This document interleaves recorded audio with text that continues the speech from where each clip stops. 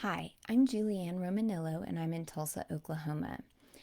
Today I wanted to go over a plan that I wrote. It's really just a draft of an organizational structure that could be used.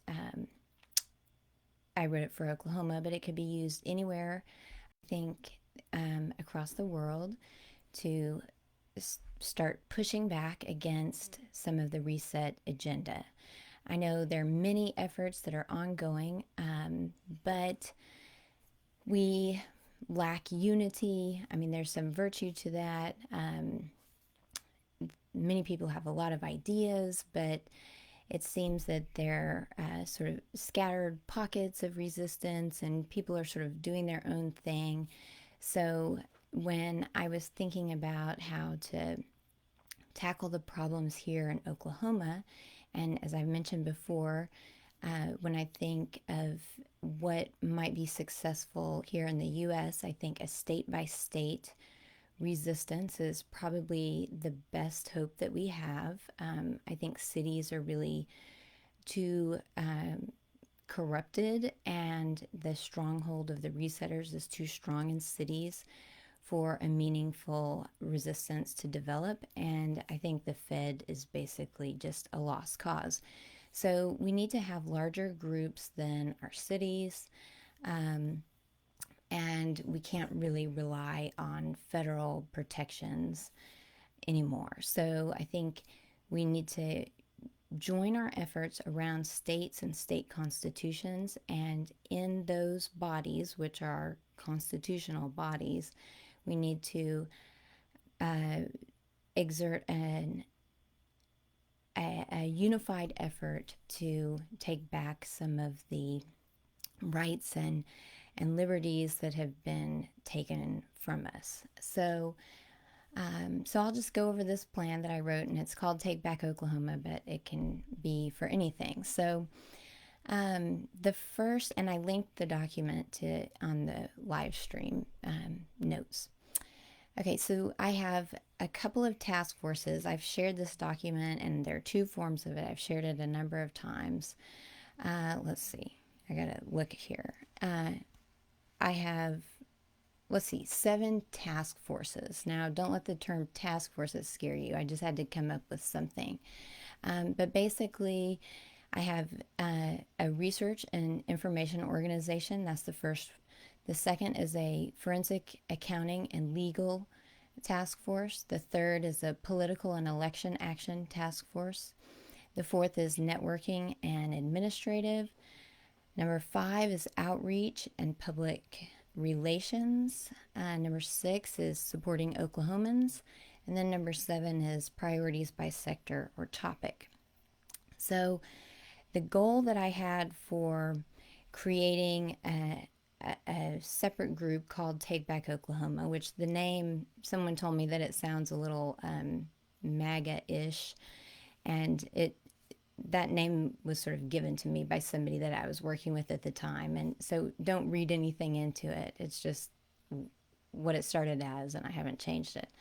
But the goal that I had in coming up with this list of task forces for Take Back Oklahoma was to create a sort of organization that could serve as a clearinghouse for information sharing, and that could be a point of contact and a resource for making connections among all the different groups here in Oklahoma that were tackling one issue or a broad set of issues, but doing so in a compartmentalized way. And I thought if we could marshal the strength of all of those little groups that are, they care about the Second Amendment, or they care about education or healthcare or whatever it is. If we could take the resources that they already have in place, and the relationships that people in those groups have with other people who are in other groups, and we could offer them some sort of educational program that would let them know how their specific agenda or how that they're trying to tackle, their issue that they're trying to tackle.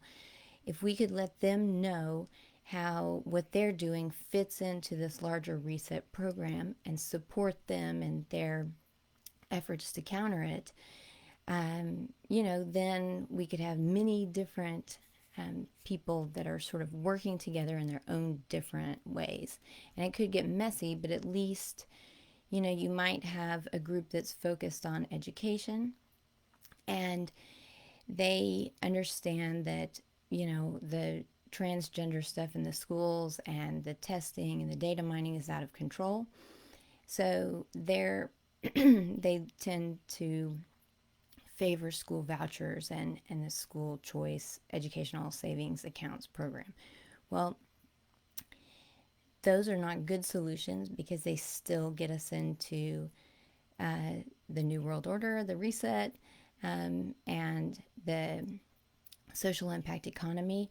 But the people working in those education sectors might not understand all of that. So I think you need an overarching group that has a clear understanding of the bigger picture to be able to offer some kind of advice or critical analysis of what some of these existing groups are doing, and then offer suggestions to help them not to fall into the trap of, problem, reaction, solution, and getting herded along into some, outcome that is bad for all of us. So, so anyway, that was my thought, was to set up some kind of a group that could communicate between these small groups and marshal their strengths, and we could learn from them because there are lots of these smaller groups that have much more detailed information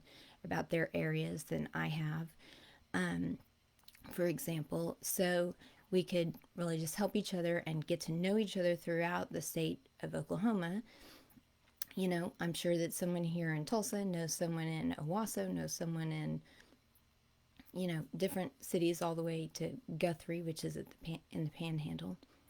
And we could get these, small networks going. Anyway, enough of that. Sorry. It's, when I do these and it's late, then I ramble.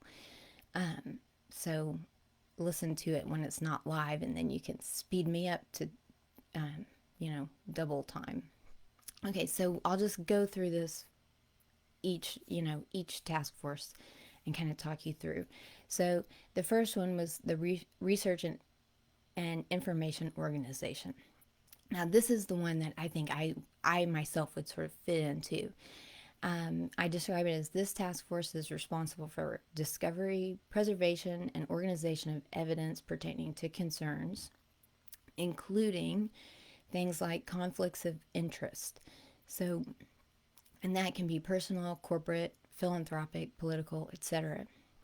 What we need to do really is identify the main people, the individuals in our cities, excuse me, who are bringing this agenda into action. Okay, they have names. Their names are often on buildings.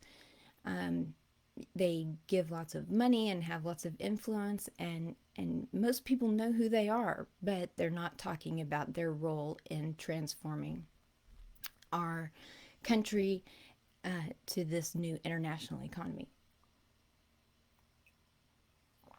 So we need to empower people to call out the resetters, the local resetters, by name.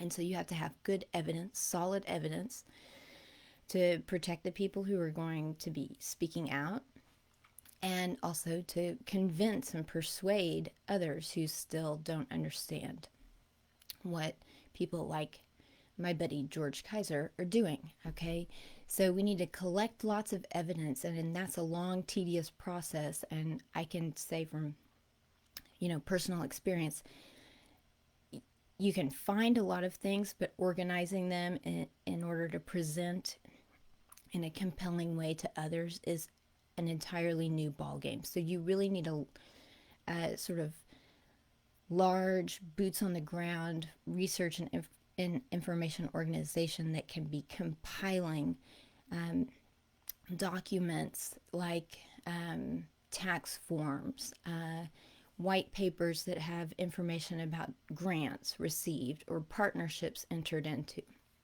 Okay, and because we know who is in general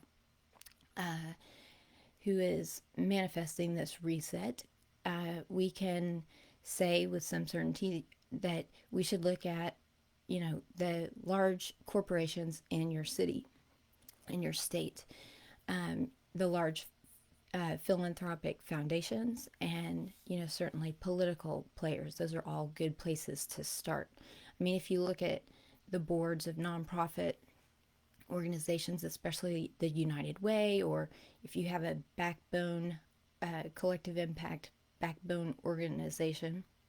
I'm sorry, I've got this terrible tickle in my throat.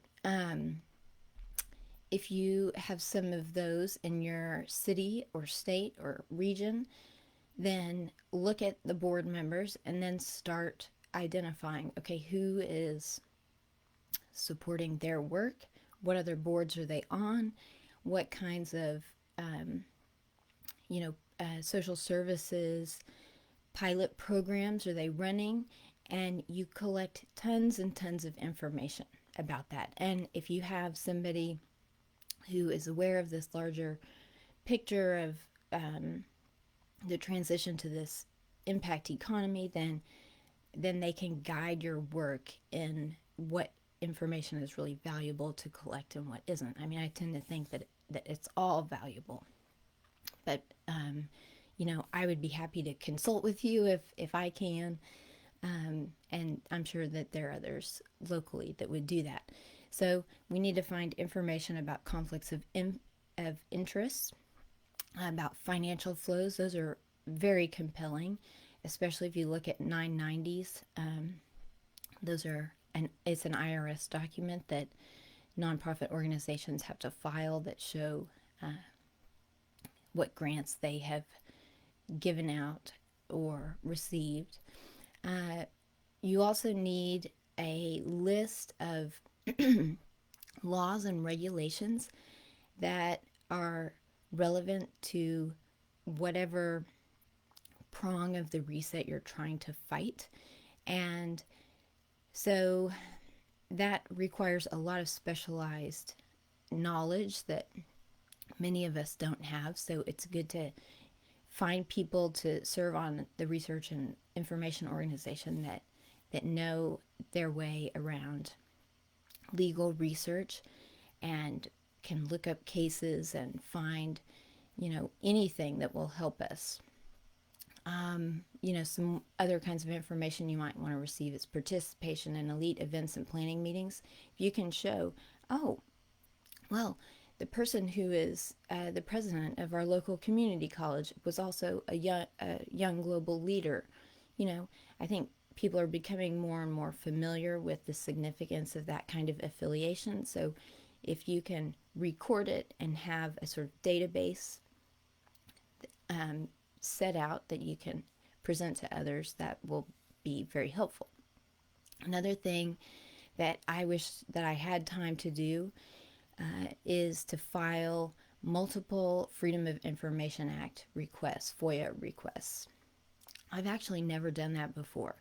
And I know that there is a technique. I spoke with a woman here in town who was going to maybe offer a workshop on writing FOIA requests. But right now, I think you write a FOIA request for anything and everything, backlog government agencies with these requests because they do have to respond to them. And if they're taking the time to respond to those, then they're maybe not finding out new ways to, tyrannize us. And then, I think it would be helpful to do sort of direct interviews with witnesses, with whistleblowers, with anyone who has information about how these systems work, because the reset is enacted by people who have put together a collective impact strategy of aligning their measurements, making sure that they use the same terminology, sharing data, meeting regularly, all of these things. It's a very structured, close knit way of networking with each other and keeping focused on the plan that they're rolling out. So, we have to try to sort of mimic that as much as we can. I think part of our strength will be that we can't really mimic that because most of us are freer thinkers and maybe have a little trouble going along with the herd. But there are going to be people who defect from that kind of organization, and it would be very helpful to talk to them. So you need this large organization that can go out and get legal information, documents that are compelling, not just to somebody who is easily persuaded, but would it stand up in a court of law as sound evidence? I think that's what we need to find out, and we have to organize it. So like my work, I throw it out on Facebook. It's not organized at all. If somebody didn't want to have a real public presence in this resistance effort, going through and organizing someone else's work would be, I think, a great service. Okay, so what other tasks would this organization do? And that would be, coordinating communication, preservation, and organization of this information in a shareable source. Okay, we know we want to get away from the tech, but right now we're sort of stuck using it.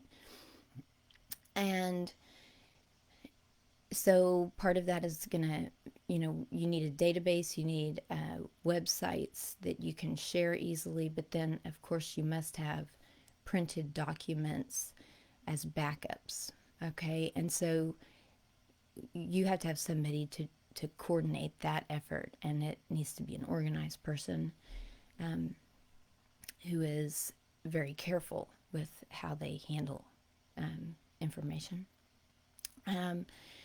This task force would also establish a group to enter names and organizations and to, a database. These are sort of concrete things that this group would do. Compile the relevant supporting documents, campaign donation records, contracts, etc., into individual portfolios. And then I have also that this group would sort of work closely with forensic accounting and legal task force. So, I think that it would be very helpful to create local power maps. Alison McDowell made amazing maps in Little Sis. They wiped out most of them. I don't know if she had some backups, but you need local power maps.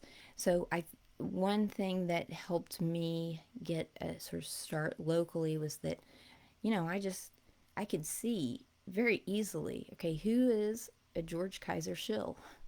They all work in the same types of foundations.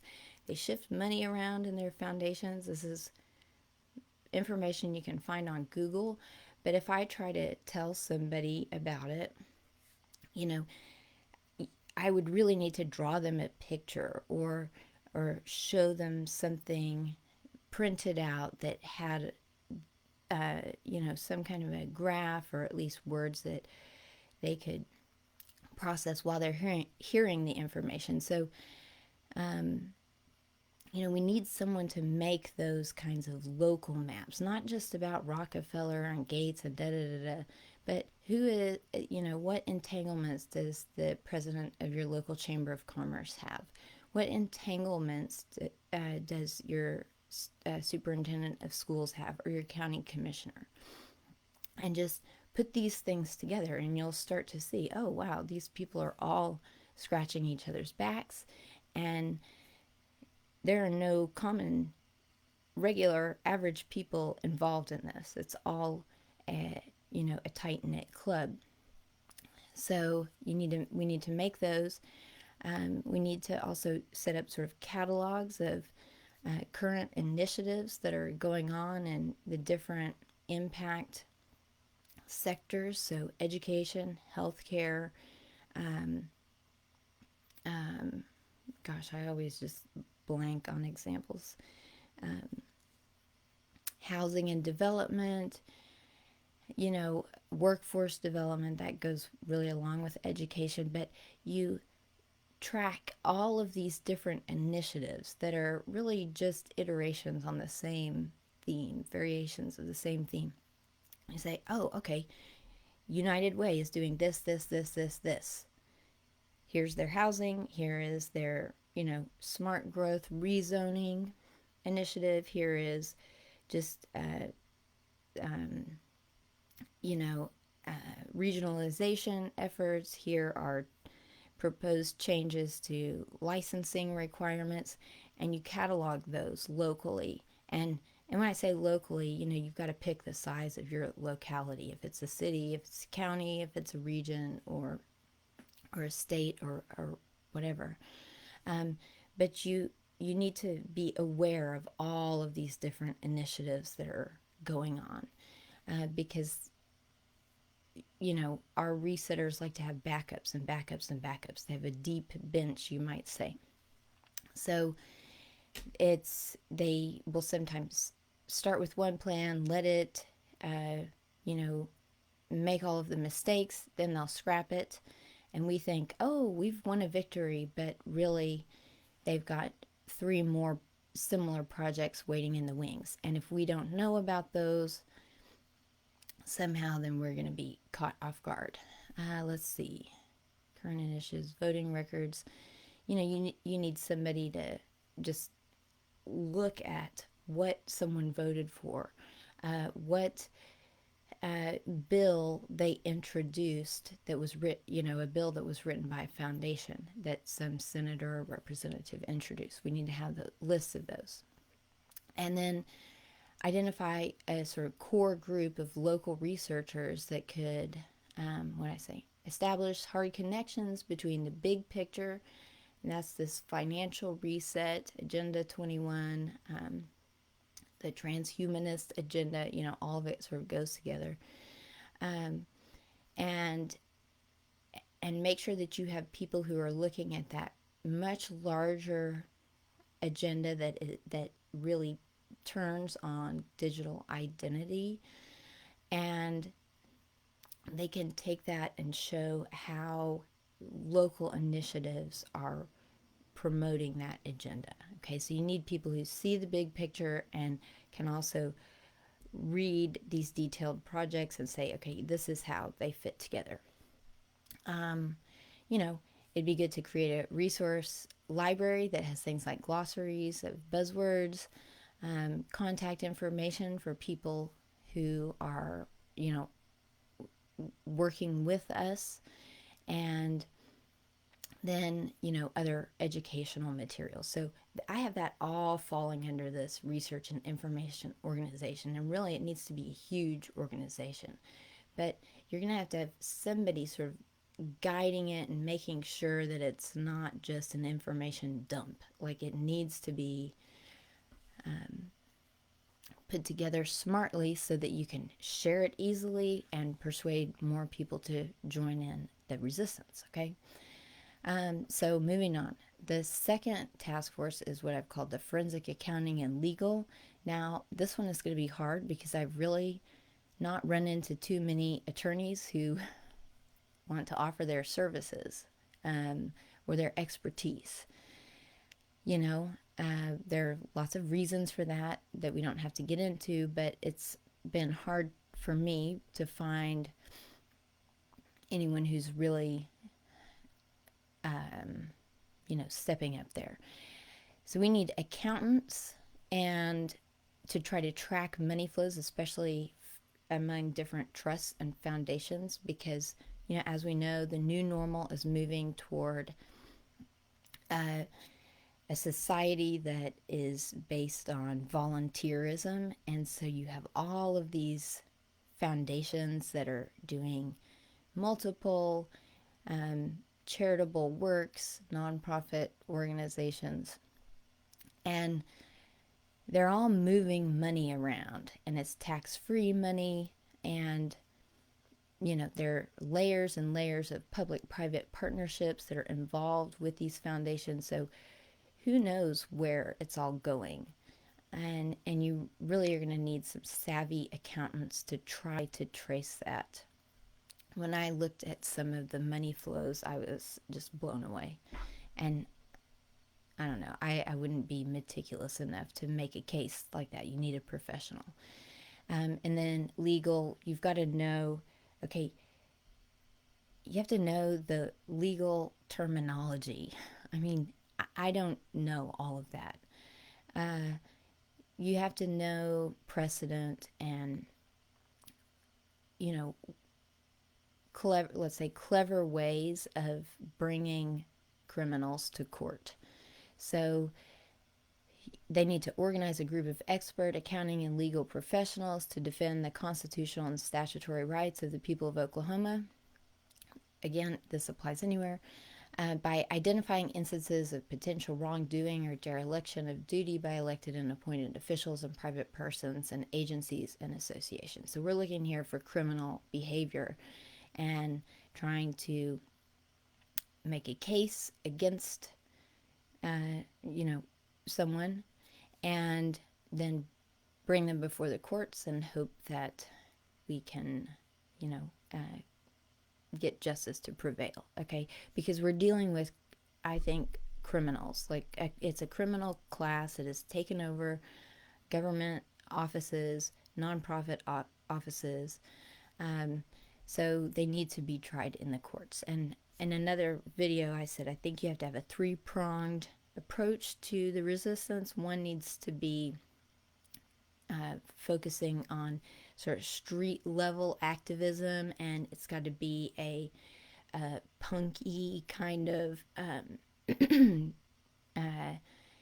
PR campaign that's in your face, like maybe even Alinsky style methods, not so bad, but you have a street level resistance that's really edgy. And then you have to have a sort of conservative, in the sense of traditional, mainline businessman's honesty type approach that is compelling to people who are generally reasonable, and they might not be persuaded that this system is designed to fail. They're the people who still think, oh, well, that, it's just a misguided effort. The data shows this and this, and so these decisions are just made out of ignorance. They don't realize, no, it's actually a sinister agenda that's at play.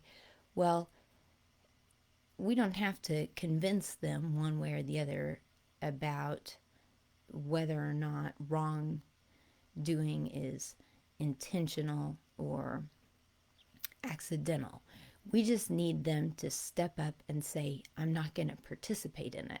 So we need a sort of, I don't know, a case that is compelling to those sort of, I don't know how to describe, midline people who aren't conspiracy theorists, but they do notice that something's wrong and it needs to be changed. So conservative, sort of middle of the road approach. And then the third prong that I think you have to have is a strategy of prosecuting criminal activity, exposing and prosecuting criminal activity. So those three things: street levels, businessmen's conservative approach, a reasonable man's approach, and then a judicial approach.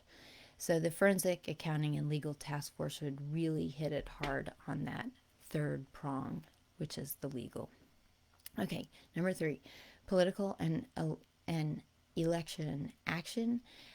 I don't think we can give up on politics. I don't think we can give up on the Constitution or of the country or of, in the case of the U.S., our states. It's really, um, even though it's showing that it's broken, I think you have to work within that system, because if it were working correctly, or as the majority of people believe it ought to work, then the outcomes would be in our favor. Okay? Let me say that again. If it works as the people believe it ought to work, then the outcomes would be in our favor. And the entire narrative from the resetters about government is right now is designed to undermine our trust in the institutions. And you can look at the Edelman's Trust Barometer that says, oh, nobody trusts government anymore. Rather, they're all looking to business to save us from this terrible situation that government has gotten us into. Well, that's just pure propaganda, because government right now and these large corporations they're merging their efforts. And really, I think I know the corporations need the government because people still believe that it is a legitimate authority to act on individual citizens. And corporations are not there yet. They want to be there. So the end game is to get rid of nation states, is to get rid of representative government and move to democracy. Well, what is democracy? It's crowd-funded decision making, is really what it is. It's going to be automated government, and you're not going to have any power in that regime because you're just a tiny little voice. And they're going to tell you, oh yeah, well, you can get a personalized experience and you can unite with others, and it's easy to trade your Bitcoin or digital dollars and then to put them together to crowdfund something. But I would answer back, okay, when has crowdfunding ever really been sufficient for a regular person's need? Like they're facing high medical bills. Is crowdfunding really a reliable source? No, it's not. And government that is automated, e-government, and the direct democracy model is going to give us just about the same results as crowdfunding a major medical procedure would. It's going to be something that comes up lacking in terms of justice. So we don't want what they have waiting in the wings. We would rather have, I think, the old system or something new, perhaps, but we need to talk about and decide on what that new thing is going to look like. We cannot take the reset version of what's new. So I think you have to preserve the old to give time for people to come up with something better if indeed we need to move beyond the systems that we have. But whatever it is, I think it needs to be a representative system, because you must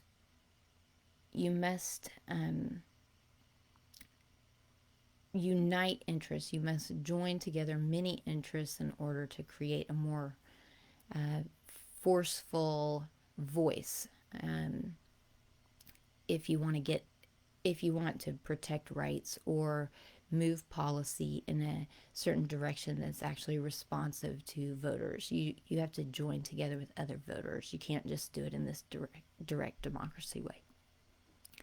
So we have to get political, and people have checked out of politics, especially local politics, and so we need to reinvigorate that by having a group of people who are looking at politics specifically at, for evidence of reset promotion in someone's political program.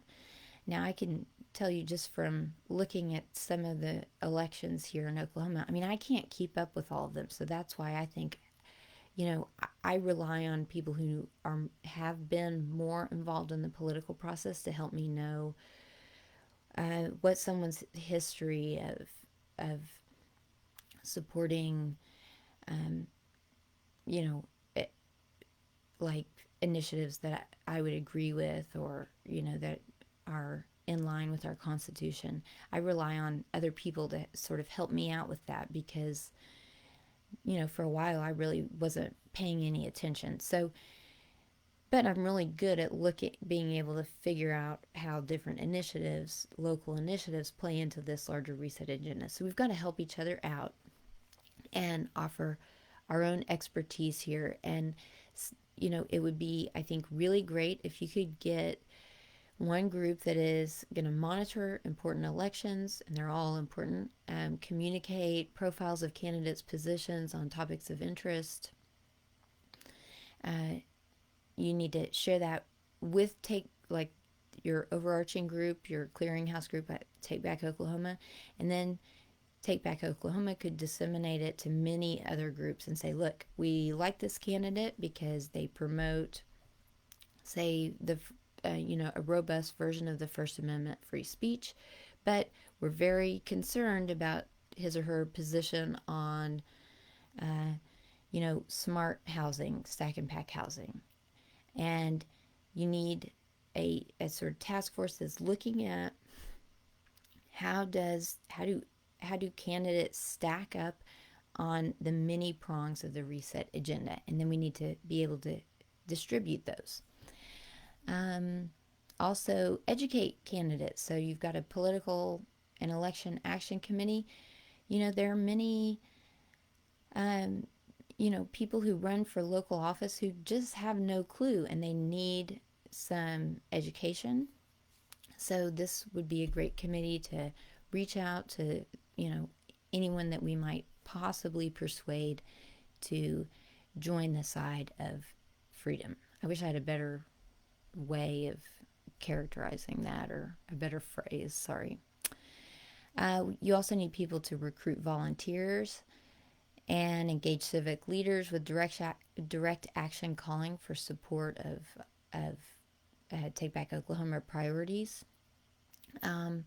Monitor elections and appointments to assure that each race has a pro Take Back Oklahoma representative.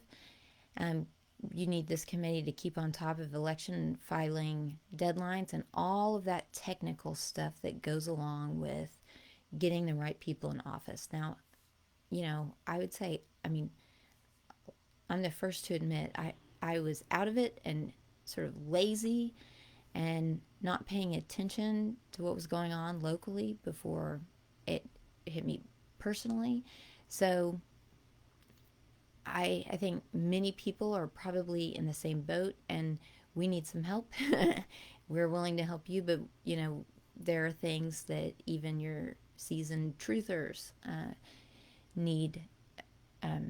We need expert opinions and advice and stuff like that. So making guides that you could give to others and just hand them out. Okay, here are your deadlines. Here's what you need to do. Here are the requirements. Help people out. I have conceptualized a database and scorecard system that will allow the people of Oklahoma to evaluate an individual's commitment to TBO priorities. Okay, we're going to have to use some of the reset strategies against the resetters. So they're setting up social credit scoring. We need to do the same thing, basically. And that will maybe allow people to make decisions easily, and it'll bring attention to the issues that we're dealing with, because so many people still don't know even that our republic is in trouble. And then we need to organize public facing activities such as voter awareness efforts, town hall meetings, um, campaigns to get people to watch the polls, looking over different developments in party politics and things like that, to make sure that someone has eyes on that process to look out for reset activity. And it's all over, but until we start to expose it in a way that is systematic and easily shareable, then I think we might be spinning our wheels. Okay, moving on to number 4, that's the networking and administrative task force. This group would sort of coordinate local and statewide Take Back Oklahoma efforts to grow the organization, expand TBO groups to as many localities as possible, and establish lines of communication among Take Back Oklahoma groups, leaders, and task forces. It should offer to support the new Take Back Oklahoma groups and leaders and establish meaningful relationships with people and communities that Take Back Oklahoma exists to serve.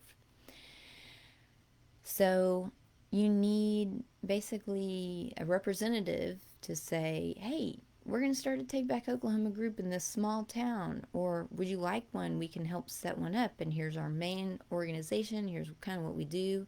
We don't tell you what to do. We just provide a lot of information, and we know people and make connections so that we can restore vigilance to our representative government and protect our rights and liberties. So, I mean, as I envision this, it could work for any political ideology. I mean, the goal would be to get many different, political views, interest areas involved in it, because,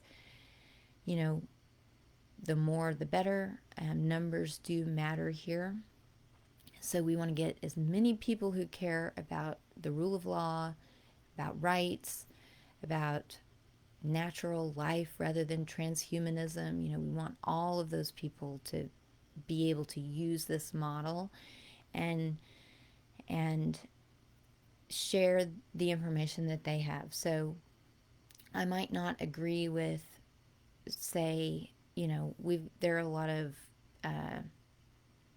activists for one issue area here. Like I have a good friend who is a cannabis activist. Well, I don't really know all the ins and outs of that industry, and it's not something that I really would care about, except insofar as it's related to this larger agenda. That person's views on whether or not it should be legal or regulated, it doesn't matter to me at all in using this model. We could disagree on the cannabis issue, but agree on many other things, and I think you have to look to make those kinds of connections. Okay, so you set up different groups. I mean, like Freedom Cells are sort of doing this model. I think just Republican Party, Democratic Party, they use this model, but you need somebody who's doing it specifically for the purposes of educating and sharing information about the reset. And then this group would do the necessary tasks of like finding a meeting place, getting a permit for a large cookout, or making sure that we have stable communications or policies for emails and how to communicate sensitive information if we have to. I mean, I don't see this getting overly bureaucratic or detailed, but you want to have some guidelines, and maybe you have your own server that this group could be in charge of procuring. This group would identify related organizations. So if I know that I'm in Oklahoma, it's a red state, so we have lots of Second Amendment groups that are active in defending the Second Amendment. And, I'm sure that there's overlap with what TBO, Take Back Oklahoma, would do and what they're doing. So you need people reaching out to those individual groups. You could have someone reaching out to faith-based groups, to recreational sports groups, maybe, who are getting squeezed out of the common areas. Any issue area, there's going to be overlap. So this group would need to find that and say, hey, look, we've got educational resources. We can help you make connections because we don't want to live under tyranny. Identify products, processes that might improve the TBO organization, and then assist in outreach and public relations, that task force with recruiting and education and awareness events. Number 5, outreach and public relations. I think you need a structure, an organizational structure that is specifically looking at PR, marketing, media campaign. As you know, the Reset is using all kinds of propaganda. I mean, the state of Oklahoma has hired propagandists. I saw that 2-3 years ago, and I thought, are you kidding me? They've actually hired these firms to market the state like this is, the American version of Pravda. But we've got to sort of imitate their methods insofar as they're effective, I think, but to good ends, I hope. And we need designers. I don't know how to make a logo. I've tried, and I'm not very good at it. But other people are. So use those skills. We need bumper stickers. You need posters. You need flyers, handouts, all that kind of thing, t-shirts. And there are people who have that kind of expertise, and it could really, really be useful, especially because, the Reset targets the young. And so there's a lot of marketing that is directed at that group. And, we need to offer something else, a different kind of narrative that could catch their eye, so to speak. So design, distribute logos, flyers, recruit new members and affiliates. This is outreach and public relations. Make introductions. Oh, here, Julianne worked on higher ed, and Jane Doe worked over here at this university. So you guys have something in common. Maybe you can help each other out. And then develop a website and social media. And what I'd really like to see, I mean, I've mentioned this to people locally, is, a sort of a free, regular public education seminar. I mean, I would be happy to teach one of these if I had help. Somebody else has to find the venue, make sure that the technology works, because I'm terrible with that.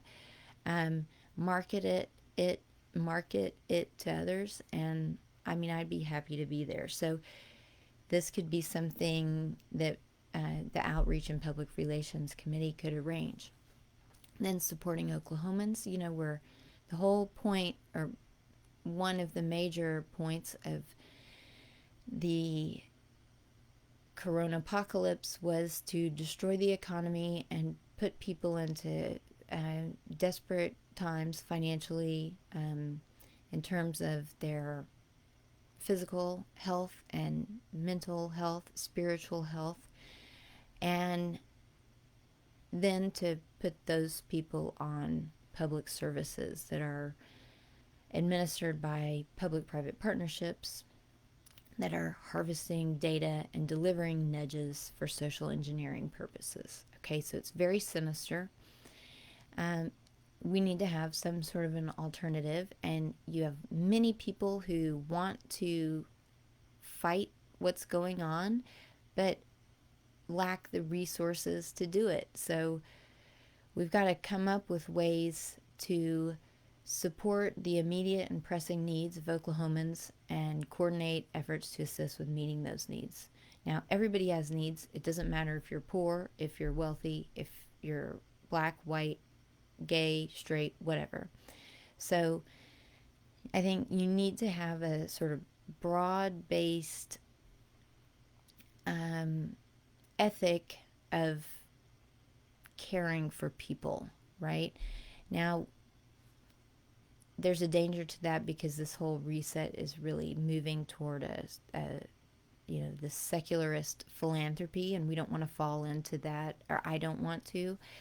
But I think Christian charity and practical interest and a sort of general humanism is going to show us that we need to take care of people, and if we have a reputation for doing that, and we say, oh yeah, I'll give you a ride here so that you can come distribute flyers, then you're actually, I hope, developing the relationships that we'll need to make it through once they roll out digital ID. But maybe a PR campaign would get public opinion so against digital ID that the resetters would hold off and not introduce it. Like, that would be really the goal, is to get a loud public outcry against these awful policies that we know are rolling out, but the general population doesn't. So if you can get, if you can trash the brand, then maybe some of this stuff will be delayed, and then that gives us more time to get our shit together, because we need to. So that's supporting Oklahomans. Number 7 is to have task forces, or at least committees or something like this, that are organized by sector or topic. So this task force that's part of this larger clearinghouse organization would identify groups, sectors, topics needing specific action or having special concerns that TBO might be able to support. And it would work with those groups or policy networks to establish mutually beneficial, relationships, and find what common ends we have. And some of these sectors would be healthcare, education, public safety, small business, transportation, environmental, property rights and zoning, faith and civic groups, minority communities, retail, service industries, etc. This task force could identify topics that need special attention or immediate attention, and say, oh, we need a dedicated group to just look at this right now. Like, for example, last week there was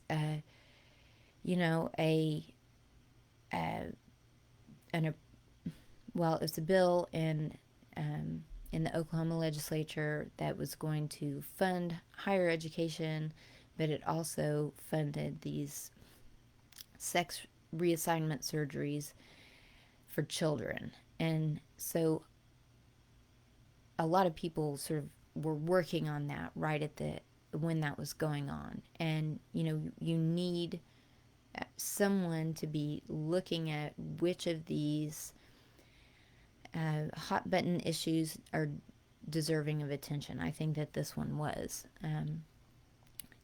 So anyway, you coordinate that, and then you find people who know those issues very well, like housing.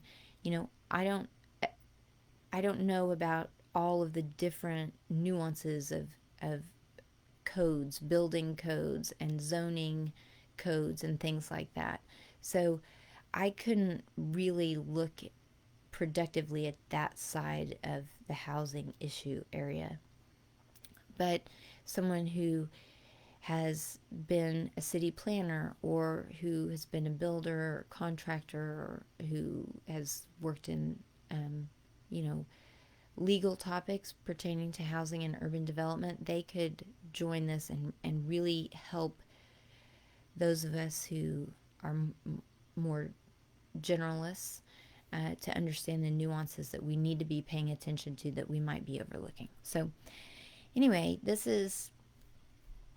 kind of just read to you the document, and I hope that wasn't a waste of your time. Like I say, I do this at night, and then I'm tired and slow. But I promised Cindy Niles that I would do a video a week. So I'm trying to make good on my promise. And you guys are nice enough to bear with me. And I'm getting silly now. So, um, anyway, I think this is maybe what I see this as is a structure for understanding all of the different needs that we have, and it's a way to start thinking about how you could get many different groups that are not going to be in agreement about everything. How do you get those different groups, diverse groups, truly diverse groups, united around this very basic principle that is, we don't want a new automated digital government, digital life, digital bodies. We don't want that forced on us, and we don't want the chaos that comes from changing laws in a sneaky, underhanded fashion through these partnerships and their task forces that were never brought to voters. We can agree on that. We can agree that words should matter. Printed words and documents like Constitution and statutes and regulations that are actually helpful for us right now. As long as we have that sort of basic agreement and can see that what the reset offers is it is much worse than any of our little petty quibbles with each other, then we could start to develop some kind of a resistance. Let me see. Okay. Another set of key needs, I'll just tack this on at the end. We need detailed research and preparation of guides that aid in efforts to enforce existing codes. So this is something that, the people who are taking on the G are looking at things like, was a soil solidarity test conducted? How far out are these poles being placed from other structures, and they're measuring it and they're saying, oh, you violated the code. Oh, you didn't file this permit. And those seem to be very effective ways to delay the implementation of the infrastructure for smart cities.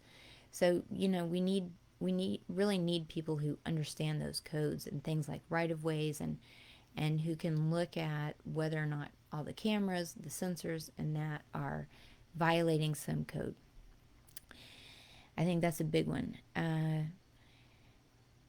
We need people who are well versed in using meeting rules and rules of order to stop policies, by invoking a rule that might silence debate on a technicality. And let's see. We need people who will organize the work of public-facing truth activists. I'm thinking of people like me, like Cindy, who we sort of dump our stuff out there and we don't have any time to organize it. So I find myself searching through my posts to find something that I've written. If you want to work in a sort of quiet way, if you could help organize my stuff, Cindy's stuff, Karen Strong's, Zara Bourgeoisie's. I mean, there are many people who are doing a lot of things, and I don't know the level of organization each person has on their own computer, but I know mine's terrible. So that's a really great way to contribute, if I do say so myself. And then we need to you have to have, I think, layers of influence. What I mean by that is, sometimes I'll hear a comment, well, Julianne, why don't you go talk to the chief of police and tell him what's up, that the police are going to be replaced with robots, And, I wouldn't mind doing that, but at the same time, because of the size of the city that I'm in and how I started in this particular work that I'm involved in, I think sometimes, I can say some wild and crazy things. And I think I have developed a little bit of a reputation among the normies, for being a nut, right? I mean, all the smart people out there kind and support me. But I gave up a lot in terms of reputation capital with groups that will need to be persuaded of the soundness of my arguments. So I personally am probably not the one to present my arguments, because I my reputation precedes me, so to speak. So you need to find the people who are going to deliver the message most efficiently, um, who will be able to develop a rapport with the person who needs to hear the message, and that person will trust. Now, I'm not talking about doing anything deceptive or hiding parts of the truth or whatever. I'm not talking about that. I'm just talking about meeting people where they are and finding a right fit for who ought to communicate some things. So, if you have layers of influence, like for example, I would not be the best person to go talk to our Chamber of Commerce because I've trashed them all the time, right? But maybe someone who's listened to some of my talks or has seen research that I've done, they don't have that bad reputation that I have, and they can go talk to a friend on the Chamber of Commerce and present the material in a respectful way that's designed to persuade, and maybe they would be effective, right? Um, and then we also have to find ways to get people to community meetings. Now, this is really hard because everyone is scattered and pulled in many different directions. But maybe one thing that a group like Take Back Oklahoma could do would be to find the most important meetings, and you have at least 6 people that are going to attend these. And you identify those for your specific community and really make it a point to have at least 6, 7 more, if possible, people there to call out the bad policies, to make fun of the buzzwords. Oh, I've heard you say sustainable and inclusive and resilient about 20 times already. That shows me that you're using a playbook. If if people if the people who are implementing Agenda 21 at the local level know that they're going to be met with opposition, they're going to censor themselves. So we've got to find ways to identify those meetings, get people there. I know that that's much easier said than done. Um, so that's my obligation to Cindy fulfilled, I hope. And maybe at double speed it won't be so unpleasant for the rest of you who've suffered through it. But remember that perceptions of legitimacy matter. This is a transition to an economy of reputation capital, and our perceptions of what's good, what's bad, who's trustworthy, what's desirable. Like, actually, public opinion is probably more powerful now than at any time before, if only we knew how to use it and to make sure that it's substantive, that it's grounded in truth. So, we've got to get this issue of the reset of reputation capital, of social credit scoring, of smart cities, of transhumanism, of all of it. We have to get that into the public sphere and make it mainstream to talk about it.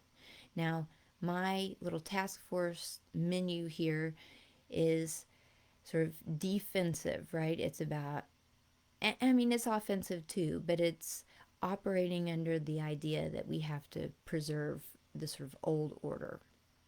And I don't address things like, what are we going to do when we have digital dollars, and when digital ID is implemented and those of us who don't accept it will be locked out of the system. I don't talk about any of that.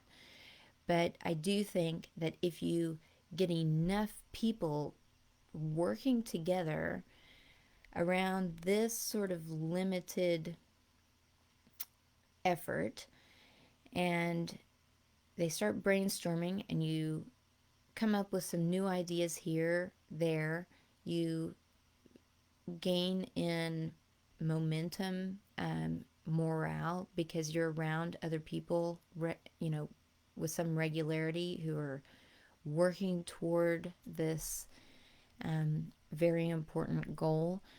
In that situation, I think solutions are going to emerge. We'll get more people together, more heads together, and then who knows what will happen. So I don't have that written out. I don't have it conceptualized, but I think starting to take apart their agenda systematically, or I should say maybe protect our own agency systematically, will give rise to different opportunities for people to come up with these innovative solutions, to move beyond the Constitution if that is the only viable option. And I don't know.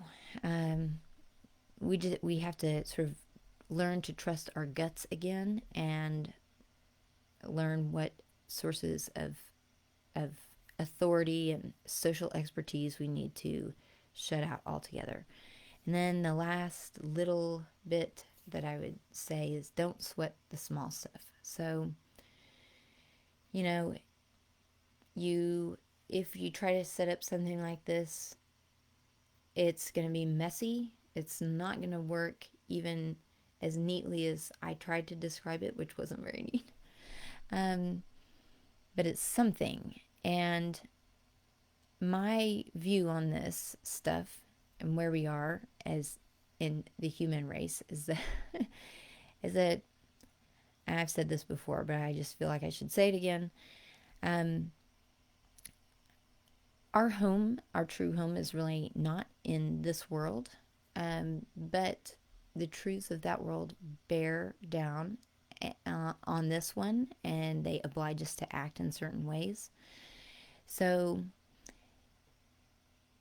even if we fail in pushing back this reset, this terrible evil agenda, even if we fail in that, I think that the effort put in, the sincere and dedicated effort, it's a sort of suffering and an education for our souls, and that is good in and of itself. So at the end of the day, the end of our time here, we can say, I did what I was called to do, and if it failed, that's not my problem. So anyway, like I said, I'm getting silly because it's late, but thank you guys for bearing with me, and I'll come up with another one of these 10-minute presentations next week. And if you have any questions or suggestions or ideas about this plan, let me know. I'm having trouble seeing all of the comments, but I'll do my best, and feel free to take it, modify it, do whatever you want with it. I wrote it myself, so I can give it away and and I'm sure that you guys can really make it a lot better. So, anyway, have a good night, and I'll see you soon.